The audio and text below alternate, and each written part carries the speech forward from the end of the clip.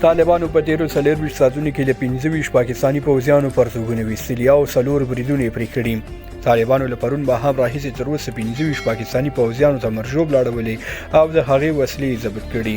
بشپړ حال په دې ویډیو کې وګورئ او افغان ويډيو چینل سبسکرایب کړئ.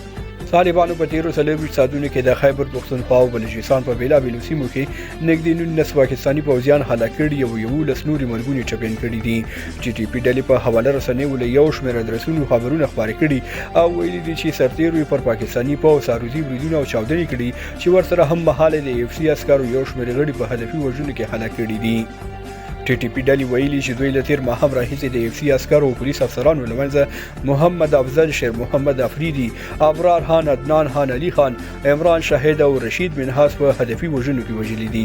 دوی همدارس ویلي چې د شمالي وزیرستان په ویرالي کې د اف سي عسکرو پر موټریز کاروان ماین چاودنه کړې چې په نتیجه کې 15 پاکستاني پوځیان هلاک شوي دي. په میرالي کې هم مهاله د پوځ په موټر هم برید شوی چې پکې د میجر حمزه په ګډون 10 پاکستاني پوځیانو ته مرجوب لوختي او یو پوځي موټر هم په مکمل ډول تخریب شوی دی. یا دواړه بریدونه د پولیسو او پوځ د غزمې پر مهال ترسره شوي دي. د لکي مروت په منجواله سیمه کې بیا د پولیسو پر موټر د چاودنې مسؤلیت هم ټي ټي پی ډلې منلې چې په دې برید کې لږ تر لږه 4 پولیس اهلکار وژل شوي دي او 6 نورې مرګونه ټپیان دي.